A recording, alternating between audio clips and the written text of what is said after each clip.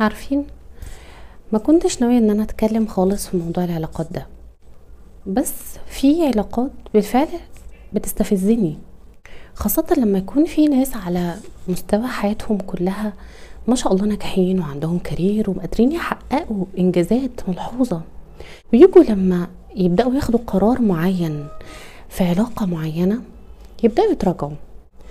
بعدين هو مين اللي قال لكم ان احنا لما بننهي علاقتنا بشخص احنا كده فشلنا؟ ده قمة النضج. الفشل ده ان انا اكون مكملة في علاقة وانا عارفة ان انا مش نافعة فيها وهو مش نافعني فيها، ومع ذلك انا مكملة. التكملة دي هي الفشل. كوني ان انا قدرت احط ايدي على موضع عدم الاستقرار والراحة وقلت انا مش هكمل، فده معناه ان انا بدأت افكر، معناه ان انا نجحت ان انا اعرف فين موضع سعادتي وامشي وراه. مش كل قرار بعدم التكملة معناه ان احنا فشلنا.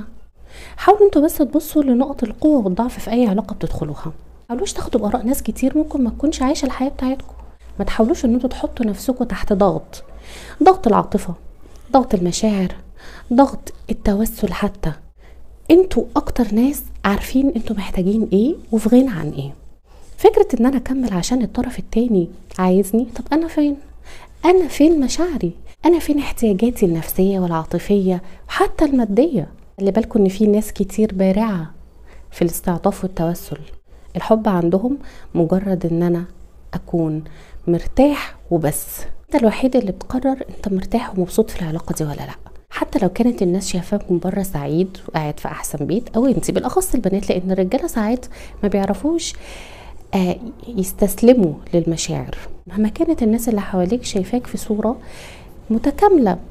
وبخص بالكلام اللي جاي ده البنات، لان البنات بتضغط عليها اكتر، خاصة لما تكون متزوجة وزوجها مش مخليها مثلا محتاجة حاجة، وده الدارج عندنا كلنا. يعني مثلا قعدك في بيت كويس، حتى لو فيلا، مركبك عربية، ملبسك ذهب، مودي عيالك مدارس غالية وحلوة، بس انت فين نفسيتك؟ فين العامل النفسي بتاعك؟ مفيش. فصعبة جدا تحددوا انتوا عايزين ايه لو انتوا في وسط ناس ضغطاكوا.